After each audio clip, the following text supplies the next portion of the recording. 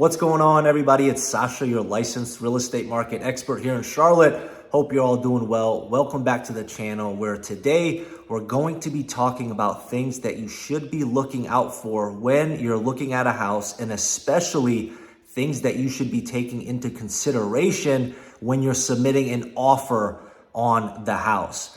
These last couple of years, as we all know, there's been a lot of multiple offer situations, a lot of homes selling for 30, 40, 50,000 plus. And I've toured so many of these homes. I told my clients when they were interested in submitting an offer, what offer made sense based off of a lot of the things that we're gonna go over here today. And a lot of people just don't realize, especially first-time home buyers. If you're somebody that's bought multiple homes, you know the maintenance cost of a home typically, you know how much it would cost to replace a roof, maybe windows, HVAC units, flooring, and things like that. But there's so many other things that you need to take into consideration. And there's been so much happening. I've seen houses that sold last year, 2 years ago, that are back on the market now.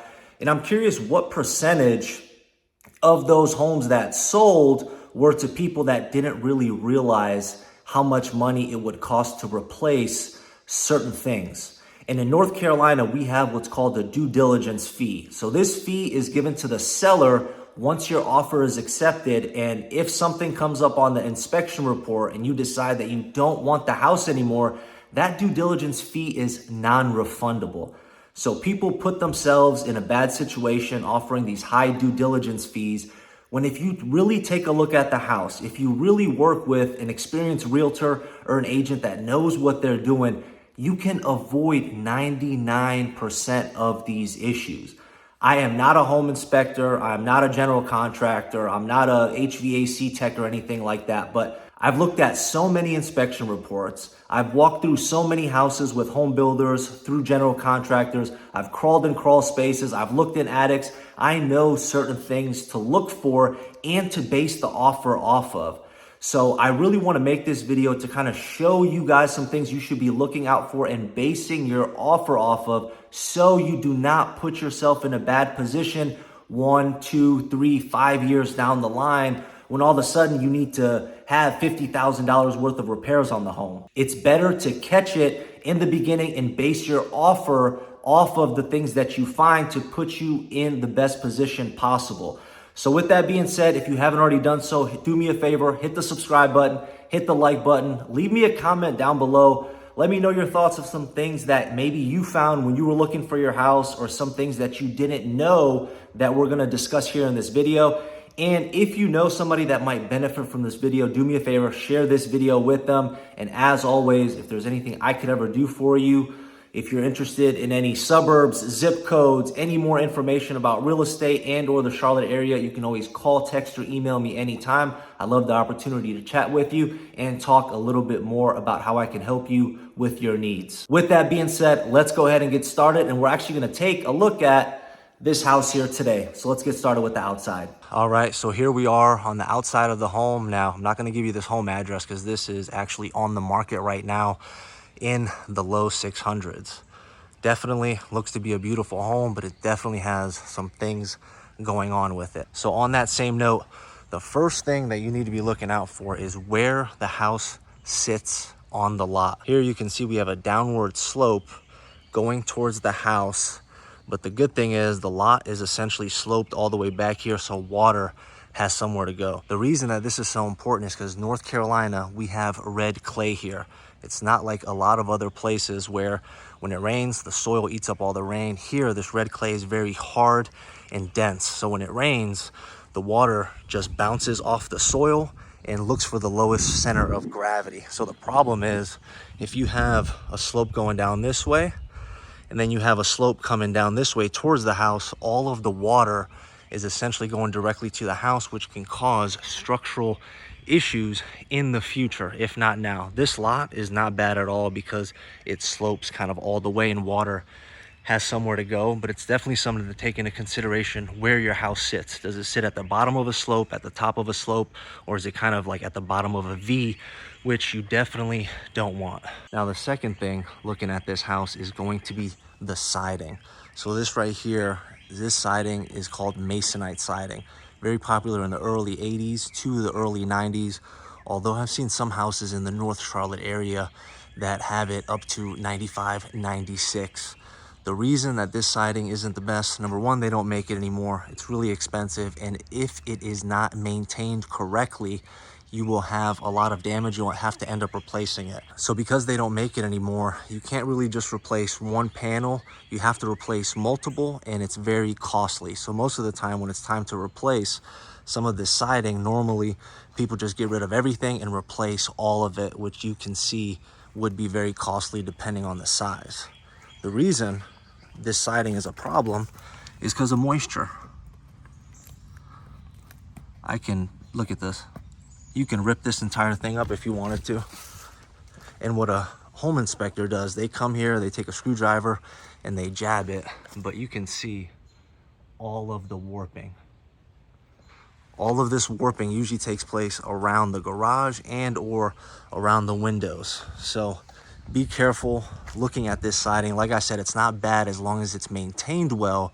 However, a majority of the siding that I've seen with this stuff is not maintained well, so it could definitely be costly fixing it in the next couple of years or so, or when it's time to sell your home, it's going to be something that pops up here again. And I'm going to show you guys some other areas in the backyard that are even more severely damaged than those are. So far, make sure you look at the lot size, where the house is actually sitting. Make sure that you're looking at the siding. And then while we're on that kind of same subject over here on the exterior, you can see this is sloped, so it's not that bad. However, because you're on a crawl space, because you have all this water here, you can see the drainage here is an issue. You can already see that a lot of this stuff here is eroding.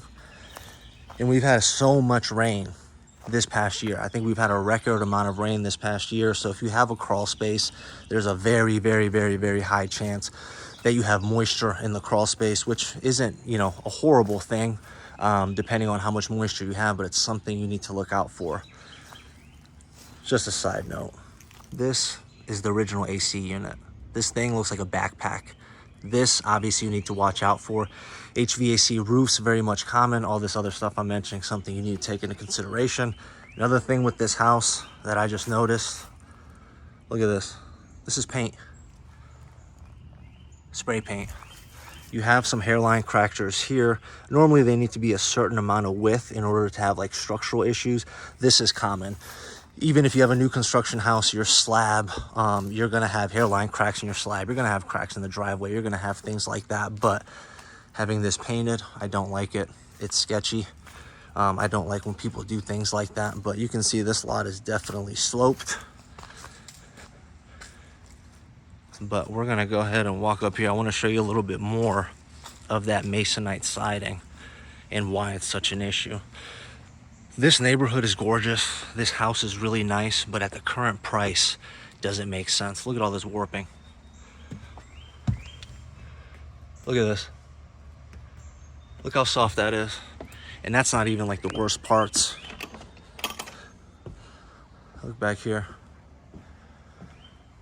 All of this siding needs to be replaced. Look at this. Look at this. If I wanted to, I can literally rip all of this up. You should not be able to rip up siding with your bare hands. More paint of things you're trying to cover up. It's starting to get hot, but the problem with this is somebody's gonna buy this house. And if a first-time home buyer buys this house, they're not gonna know all these issues until after the inspection, after they have put their due diligence money at risk. So now we're in the inside of the home. Now I'm not gonna go through this entire house and rip it to shreds, which I normally go through very diligently when I'm going through with my clients, but just for the sake of video, I don't want it to be an hour long, and I'm sure you don't either. But another thing that you need to consider, which would honestly sound like common sense, but a lot of people don't catch it. Can you guess what it is? Windows. This house is just under 3,000 square feet. All of these windows are original. All of these windows are over 30 years old. So wooden window, all they did was put this nice little plastic piece. And if you get a really good painter for no extra money, what they will do is they will paint the window shut for you. It's an amazing, it's an amazing service with no extra charge. They will paint the window shut for you so you cannot even open them. All of these windows in this house, maybe not all of them, but 90% of the windows in this house are painted shut. So windows are very costly to replace. On the lower end, you might be able to find some windows in standard sizes for $100 to $150 at Home Depot, minus installation costs.